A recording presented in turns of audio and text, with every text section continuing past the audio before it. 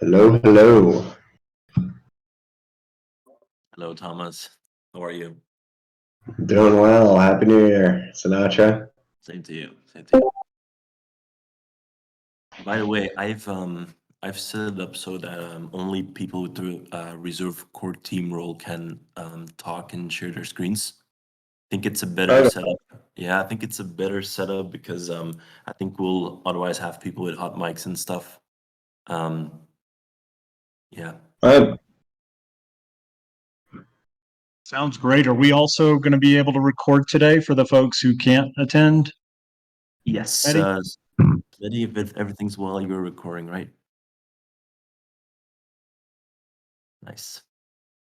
Well, I'm loving the attendance here from the community. So I guess Soham and Sinatra take it away. I think it's also Ham today. What's going on, guys? Happy New Year to everyone. Thanks for joining. Really love the turnout from the community. We're excited to get going. And I think, one of the goals for our team is really to try to do more of our work with the community and share it out to everyone. And so this is really kind of the first iteration of that. And you guys can expect more of this sort of stuff moving forward. I think this, traditionally speaking, probably would have been an internal meeting, but one of our goals for this year is really to get the community involved a bit more. So we're going to be trying to do our best to do as much work in public and showing off kind of what we're working on to the whole community. So without further ado, we can hop into it. So the topic for today is going to be around some project that I've been working on for the last couple of weeks, which is kind of a back tester for RToken baskets. And so we're going to kind of just as a high level, we're going to run through kind of what it is and why it's important, why we feel it's important, and also, kind of how we're planning on using this moving forward in terms of our business plan, right? Just something to keep in note. This is, obviously a V1 version. And it currently in its current state, it's usable and serviceable in the short-term needs that we have for it. But it's absolutely kind of a proof of concept, and we're super excited to kind of share it out with the community, as well as everybody else on the team, and get everyone's opinions on it, and build upon this even further, right? So in terms of why we started working on this in the first place, right? We've been thinking a lot about basket construction and RToken construction, right? And really trying to answer the question of using the reserve protocol, what could be some really interesting RToken baskets that we could put together and use as an RToken. And, I want to give a quick shout out to Tom Courier. He's pretty new on the team, but he's done a lot of awesome work in terms of, around this topic of basket construction. And we've had a lot of awesome discussions around what the benefits of a diverse basket and stuff could offer to RToken holders, right? Everything from, you think about risk mitigation in the case of some sort of collateral default or anything like that. Obviously, it mitigates risk in that scenario. Also mitigating risk on the smart contract side, right? Felt like all of last year we were hearing about hacks left, right, and center. And, the reality is that's probably going to continue. And if you have a diverse basket within an RToken, that mitigates the risk of smart contract risk tremendously as well. Other benefits include obviously censorship resistance, as well as just having broad market exposure, right? You think about why ETFs in today's day and age are so popular.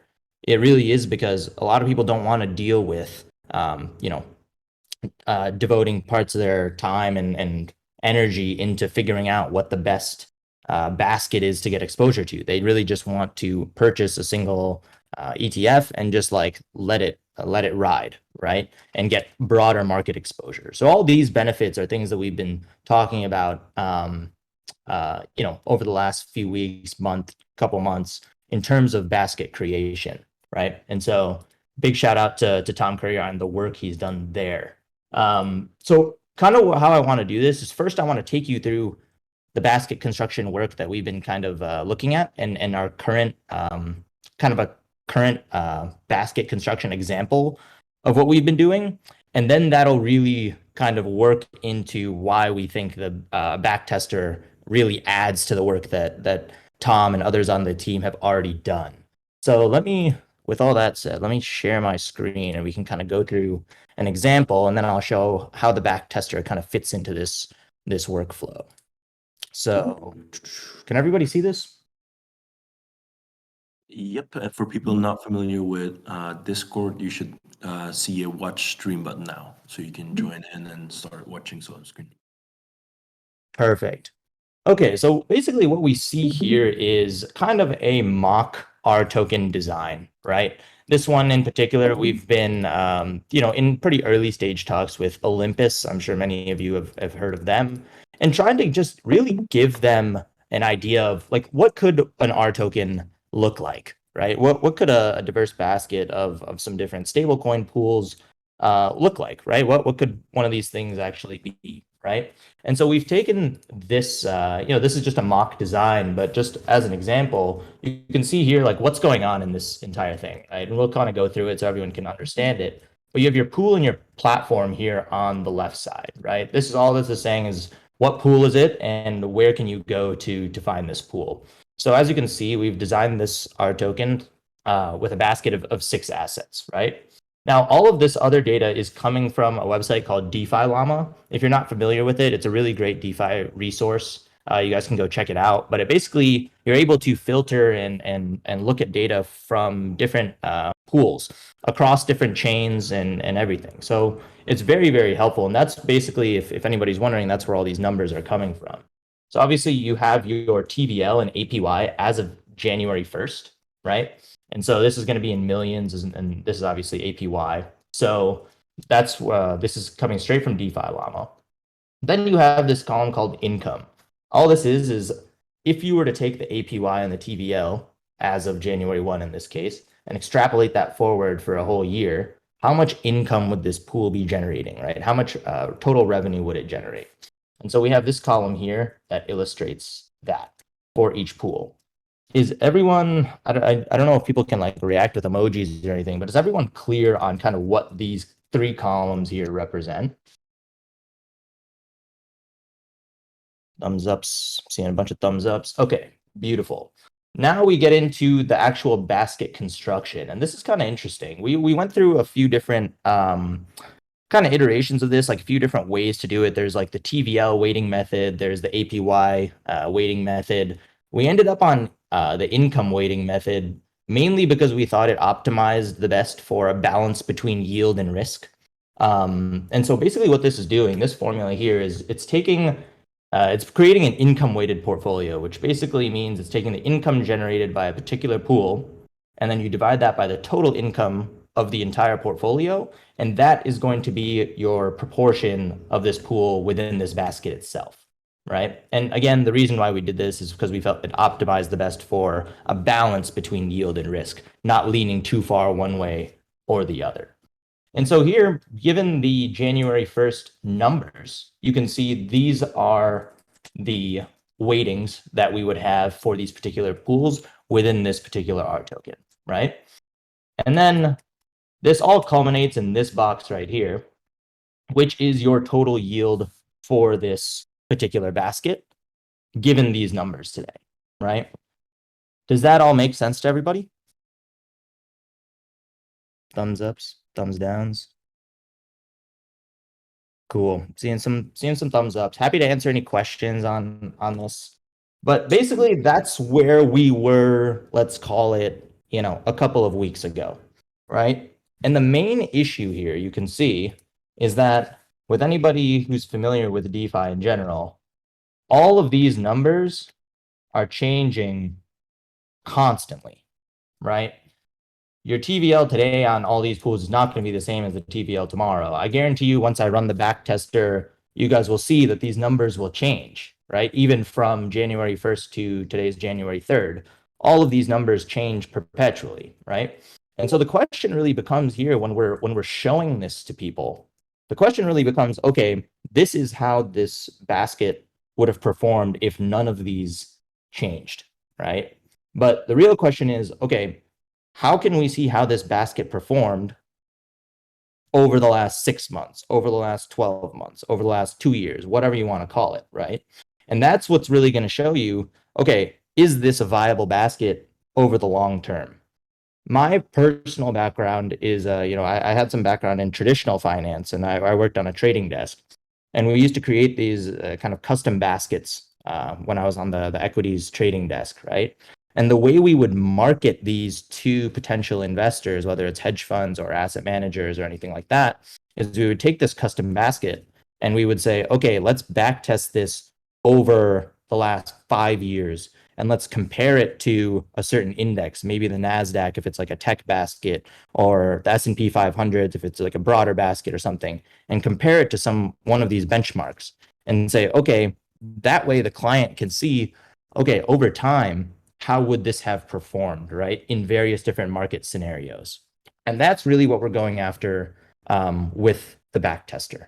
So hopefully that gives a little bit of context on the backtester. I can now go into it and how it kind of works and explain kind of high level what we're doing here. But I just wanted to provide that sort of context for everyone to understand what is the current work we've done in terms of basket construction and everything like that, and why the backtester itself kind of is supplementary to that sort of work, right? We'll hop on over here. Can everybody see my screen still? I think it's showing up. So okay, cool. So the cool thing is on DeFi Llama, they actually, I don't know if anybody's messed with this, but they have an API, right, that you can access and you can go through and pull all the data from all the pools and stuff. And so that's what I'm using here. And so just keeping it high level, there's really two API kind of endpoints that I'm using here. One is the pools API, which that basically just gives all the current data, right? So everything that is via like that DeFi Llama is pulling and ingesting as of today, that's that kind of endpoint and the data that provides.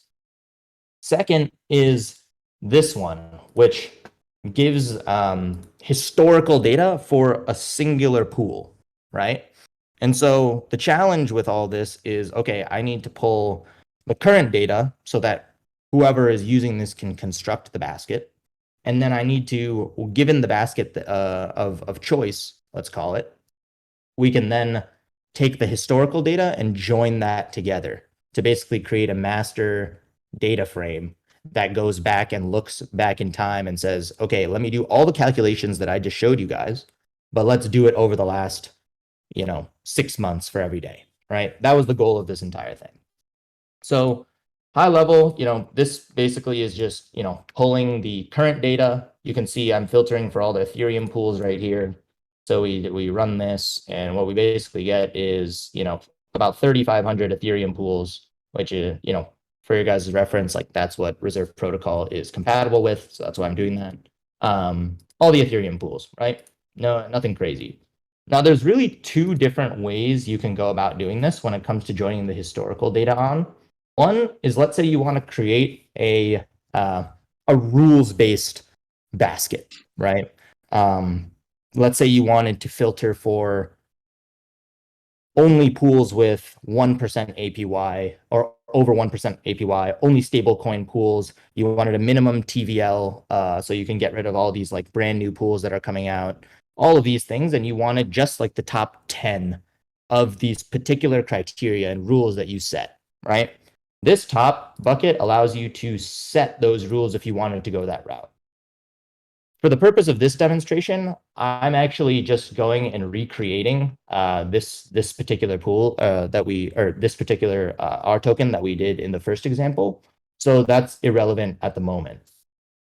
What you can see here in the pools data is you actually have a unique pool identifier, and those become very important. That's basically the way that we're going to join in the historical data with the current data.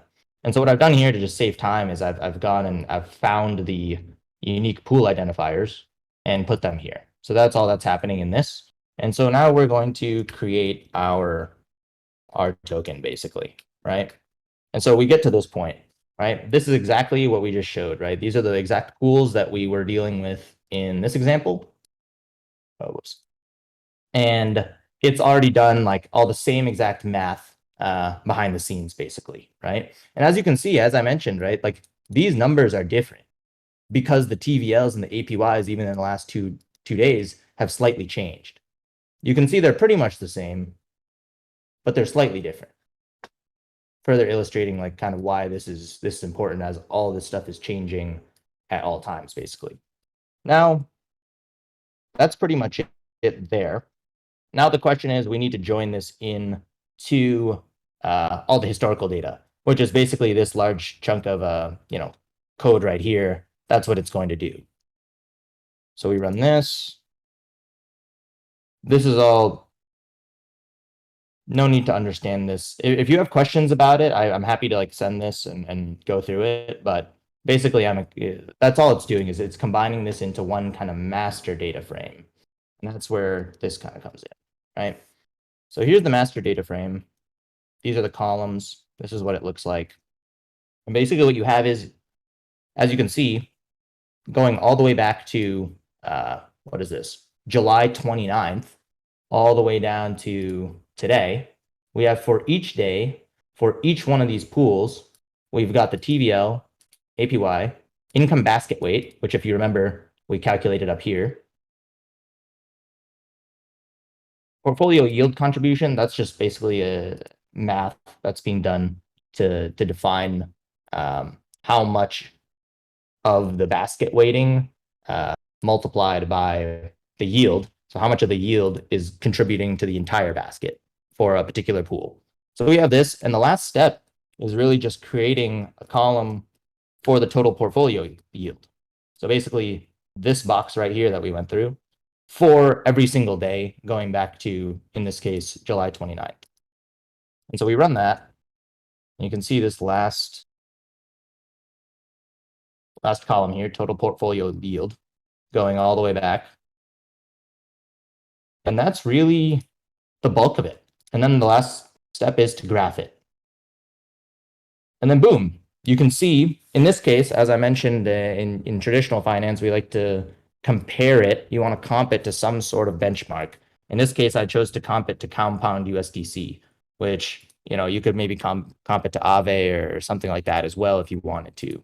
But bottom line is, this particular basket, going back to late July, August, over the last 5 months, has pretty much consistently outperformed compound USDC.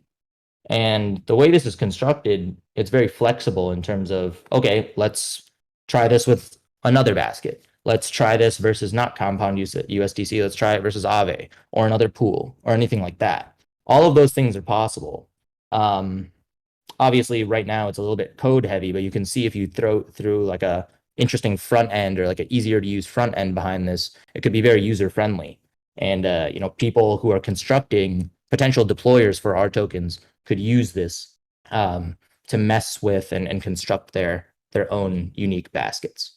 I know that was kind of a lot, so I'm going to pause right here and see if there's any questions, any thoughts, anything I can help answer. And then we can, kind of talk about the use cases here, because I think that's going to be a pretty interesting discussion. So if it's easy to do, could you run this including 2021? I just want to see the results during the bull run, what the changes would be on the API. Is that easy to change? So that's actually a really good question. So the thing is, for each of these pools that we've gone through, we actually, I don't have a date filter on this at the moment, but DeFi Llama, depending on the pool, they only have data going back to a certain time. The oldest pool that I've seen that they have data for only goes back to February 2022. So not even 1 year. Oh, really? Right. The way I have this set up right now is, obviously you can't include the data from a particular pool if it's not available.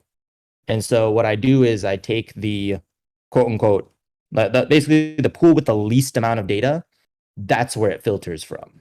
So in this case, one of the pools only goes back to the 29th of July, which means I filter all the pools from the 29th of July and onwards, and then use that to calculate the math. Does that make sense? Yep. Thank you. So I completely agree. I would love to take this back, 3-4 years if I could, but the way it's the data that we're currently using doesn't go back that far. That makes sense. So this is super cool. Thank you for sharing this. I find it really exciting. And kind of along the lines of like what you were just saying, it's like you can kind of like imagine like, well, what if an R token with a particular policy had existed, starting from a while ago, where maybe, it's like, but there's pools that don't have data before a certain time. It's like, well, they didn't exist, and so they wouldn't have been collateral assets in that basket. And so a cool extension of this that would combine the work you're doing with what you referred to that Tom Courier has been working on is thinking about like, well, what if there was an R token that had a particular policy for its basket, and then actually like compute what the basket would have been, or maybe that's what you're doing. Is that what you're doing in this? Is actually like computing a different basket based on the yield metrics, or is this assuming like a fixed basket and just showing the performance of that particular basket? So yeah, that's something that I think like in a V2 would be really, really cool.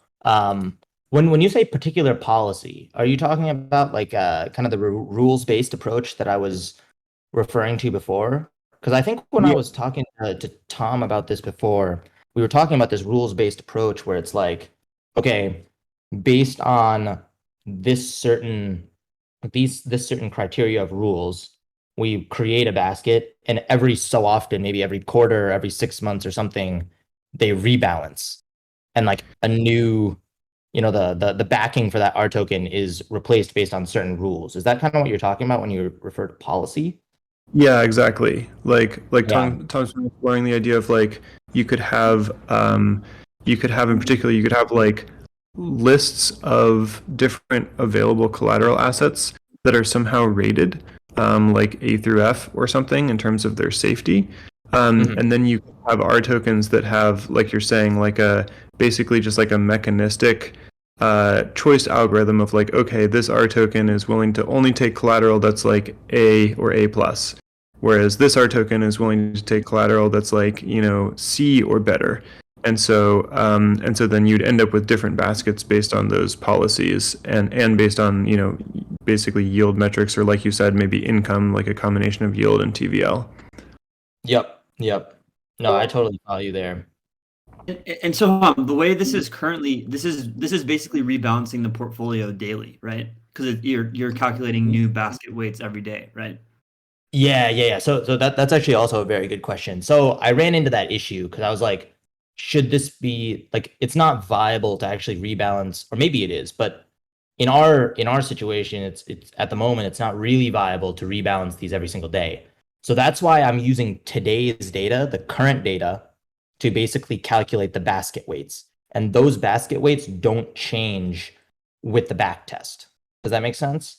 So basically I'm taking what we did here, which was, okay, given the data on a certain day, we're calculating the basket weights, and that's giving us a certain yield. I'm keeping these basket weights the same. Does that make sense? So up here, the basket weights are being calculated. Got it. These but they're basket not weights. changing. Yep. What? Yep. But those basket weights are not changing. Correct. Those basket weights at the moment are not changing. There's no rebalancing happening. The only thing that's changing is the TVL and APYs for all these pools over time. Yeah, it would be fascinating to see the difference between the if you did daily, weekly, or monthly rebalancing to see how that affects the portfolio level yield. Yeah. No, definitely. Yeah, that'd be awesome. And then the one other question I had was like, with these, it's interesting because with these DeFi protocols, the yield is changing sometimes even like within the day, right? It's like if someone comes and borrows a huge amount for some trade for like an hour, maybe there's actually like a meaningful amount of yield that gets accrued and then they repay their loan, or like with a flash loan, for example, if that happens, I think that would then generate income for like Aave, for example. And I'm wondering like if there's a way to kind of check and calibrate how well the like daily sampling of yield rates approximates reality. I imagine it's quite closely, and it seems like daily sampling is probably totally fine. But I wonder if there's like any, even if it's like a small time period of like really, really high resolution data, so that we could compare like a sort of minute to minute backtest to like a daily sampling rate backtest, and just kind of make sure that they're basically the same. And if they weren't, because of, you know, sort of large swings in yield, or like, you know, income from flash loans or whatever, then maybe that would just be good to know. Because obviously then it's, you know, this is just coming from the motivation of like, you know, if someone relies on a backtest methodology, and then going forward it like behaves in like a sort of unexpected way because of the fact that like yield varies intraday, then, you know, then maybe they would be surprised by that. Yeah, that is one thing that I noticed is it's not clear to me what cadence the refresh happens at.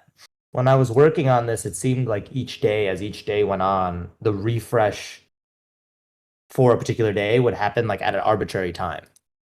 It wasn't like it was like noon every day or like a certain time every day, you know? Maybe it's something I should probably drop that question in their Discord to see. But no, definitely, I completely agree. That would be interesting to look at. One of the exciting things about this, and glad you're here, Luis, is, you know, as we think about the registered app and how folks might come to it and assemble baskets, this might, you know, this is not version 0 or version 1. It may be version 2, 3, or 4. I'm not sure, but it'd be pretty amazing if the RToken deployer could look at some version of a real-time graph of the basket over time that might give them some additional confidence based on hard data, as opposed to their initial assumptions. So just wanted to put that out there to think about.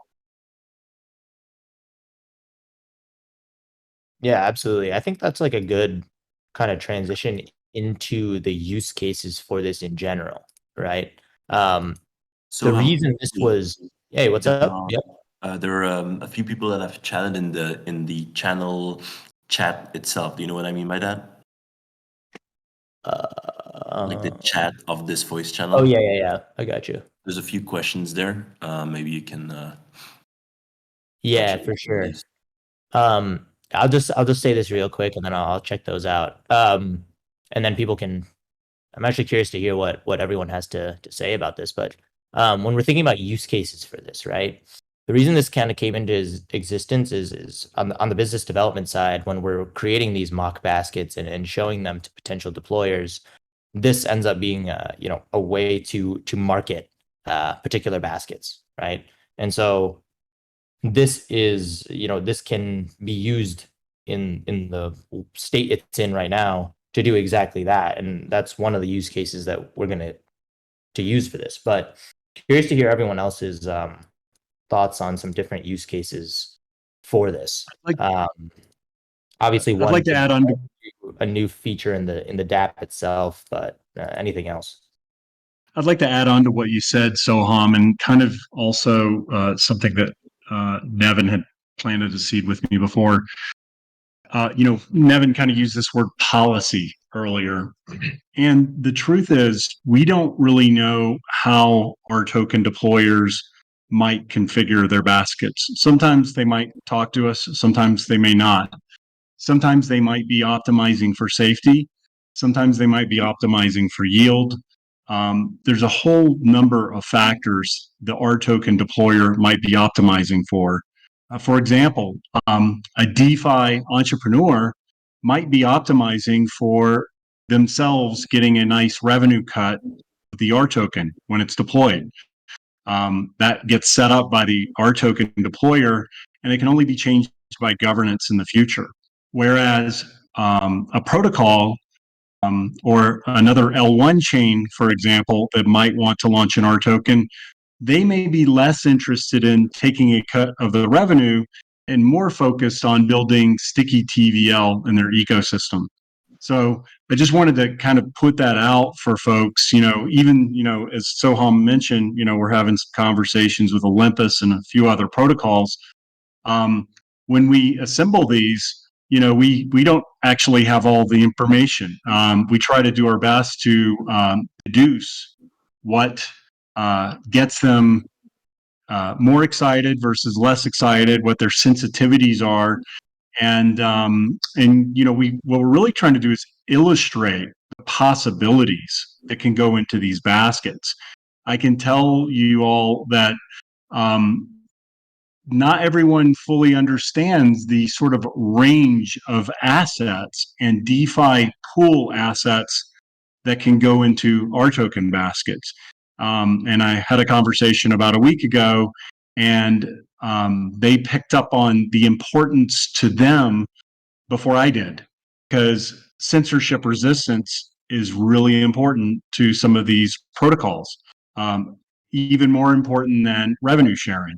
So that's just I think, an important prompt for everyone in the community that's listening or might want to play with a tool like this or build your own baskets, because there's a good chance that you have a stronger vision of what the RToken kind of goals should be than maybe Soham or myself or someone else here. So yeah, that's one of the motivations for also having this call today, is just to make the tools and make the tools available and get the conversation started, because we're actually really excited to see what the community will come up with. I have a feeling there's going to be a lot of ideas that we haven't even contemplated yet.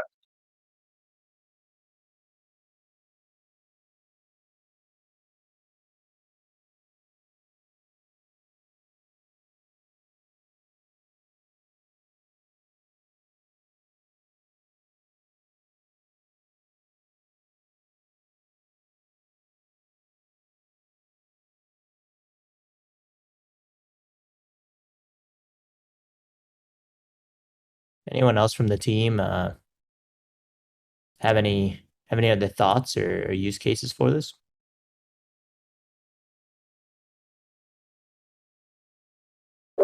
I do think that the rebalancing frequency versus slippage is like a really interesting thing, because like, let's say that you could get 0.2% higher yield if you rebalance weekly versus monthly, or daily versus weekly. You could estimate how much extra slippage you're going to have by increasing the rebalancing frequency, to see if that calculation makes sense for the basket.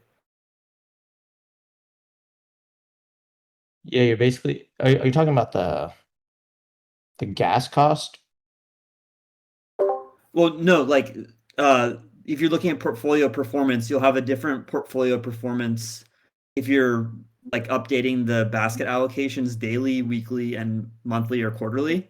Oh, And right. Yeah. you'll probably be increasing performance if you're weighting by yield or income for the basket allocations. So you're For going to sure. be probably increasing the yield, and then the only downside of increasing the frequency of rebalancing is that you'll have like more slippage in terms of like transaction fees. Right. You can do that calculation and see if like the increased performance outweighs the costs of getting that performance. Right. No, that is cool. No, Tom, I definitely want to sync with you a little bit on this. Now that it's post the holidays, I think it'll be fun. For sure. Yeah.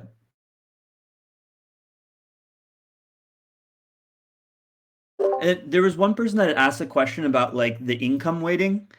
And so do you want to throw up that main screen share again, Soham, to answer his question? Oh, I didn't even realize I stopped sharing. My bad.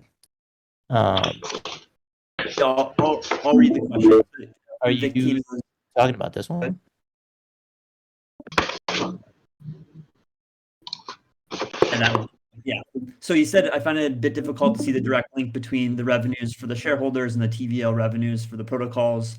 In other words, for example, on the Frax USDC pool, TVL is 400 million, 1.5% is the APY for the entire pool, but how can the RToken capture the entire pool? And then maybe it's the basket weighting column I don't understand. So maybe do you want to explain that a little bit better? Okay, I need to read this question.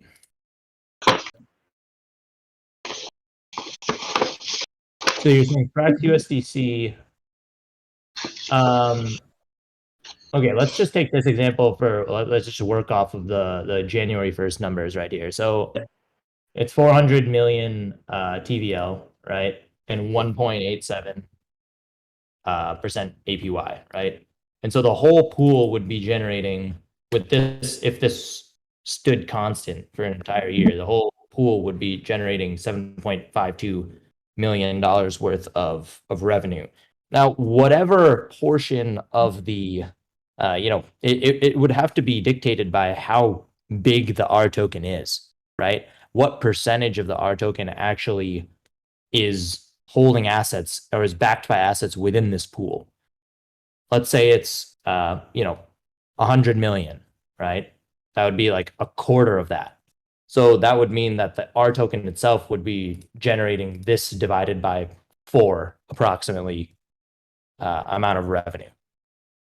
I don't know if I'm doing a good job of Yeah, I think maybe they're answering just, basically if you sum column O, so that's basically looking at if you owned all 6 of these pools, how much all those pools are generating 25.6 million a year in revenue. And that's only used for the calculation to determine the basket weight. So you have to sort of say, how much of these 6 assets do we own? So basically the way that, column P1 is calculated is it's taking 7.52 divided by that 25.6. So basically, same way like a market cap weighted S&P 500 index fund works is you take, one of those companies' share of the total value of the S&P 500. It's doing the same thing, but I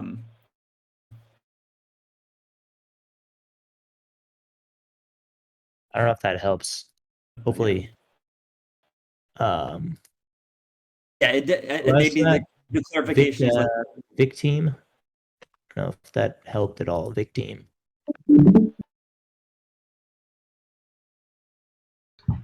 There was another question from Dollar Question.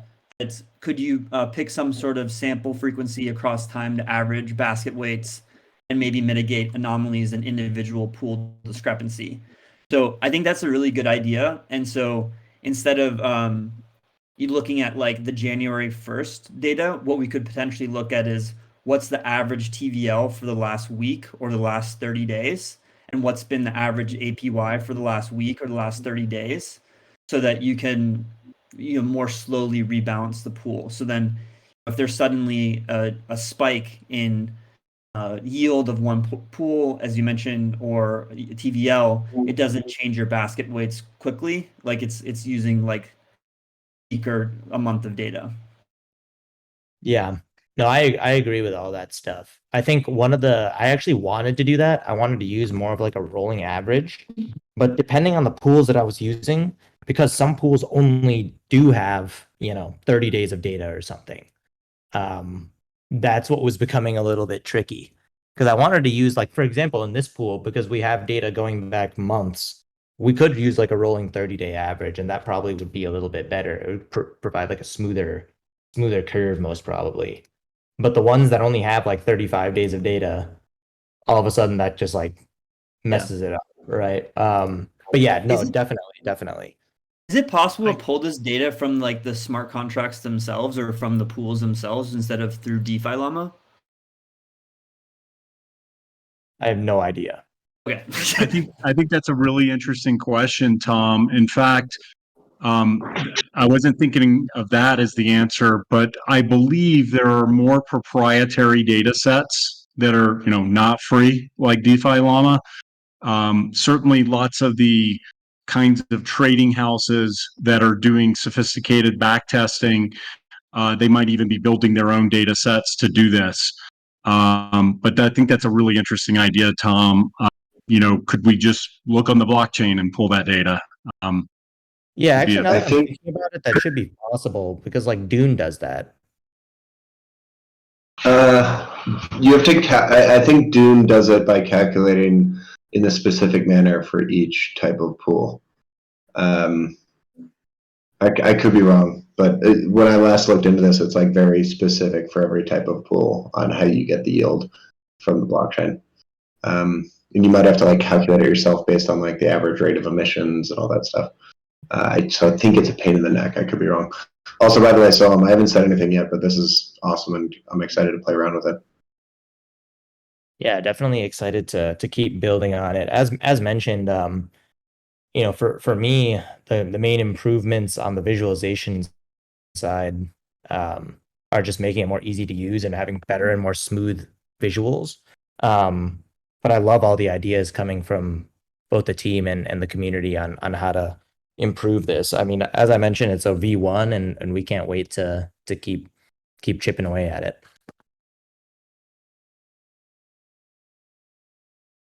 How can I play around with it? Yeah, it's a good question. I'm still trying to I want to make it so that it doesn't take much effort. So that's my kind of goal here. I want to make it so that it's really just a couple of functions that just need to be run. It does get a little bit tricky if you want to make like a custom basket versus a rules-based basket. But I can. Is it fairly custom built right now for the rules-based basket? As opposed, like if I wanted to do like a dumb basket that was just like, what if it was these 6 things over the last year? What was the one that we just ran? Yeah, because the one you just ran, there was no rules, right? It was just like a normal basket. Yeah, you just have to go and it is pretty easy. Like it's all Right. manual, right? It's just manual. You have to find the pool IDs, which are the unique identifiers. And then all you have to do is put them into this. Cool. So in theory, it could be done pretty easily in the way that it is right now. It's just a little bit manual, you know. Yeah. We can chat about it further though. Yeah, let's chat about it. This would also be a cool thing. I mean, it would be cool if you could document like step by step how to run it, so that any of us could play around with it, and you could even throw it in our GitHub repo. Mm-hmm. Mm-hmm. This is awesome. It's been a while since I played around with a Jupyter notebook, but Soham, I think there might be websites where you could upload it so that it's not running locally in case someone wanted to like copy and paste it and play around with it. Are you familiar with such a site? I mean, I could just if that's what people wanted to do, even putting it in a Google Drive or somebody or something for anybody to download. That could be an option. But or just GitHub. Somebody could people could just pull it. Yeah. I don't know if people on the call would want to play with it in its current form, but you may as well, share the code if anyone wants to. I wonder. I actually have an idea on this. I think we could potentially run it on Replit, and we might be able to just like share a link that people could press play and like change the code there. Okay. Yeah, I Or mean, DM. I'm open to whatever's easiest in all ideas. So I'll work on cleaning up a bit, and then we can try something like that for sure.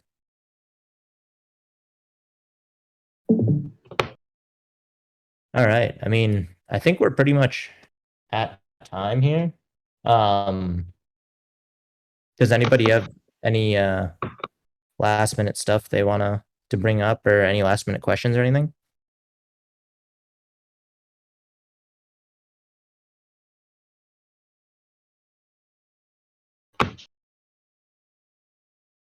All right. Well, in that case, I think we can wrap up for today. As I mentioned in the beginning, we're going to be doing a lot more the goal is to do a lot more of our work out here in public for the community. So definitely keep an eye on like the announcements channel and stuff. It'll probably be something similar to today, where we just kind of drop it in there and anyone can join. Thanks everyone for coming, and yeah, we'll see you next time.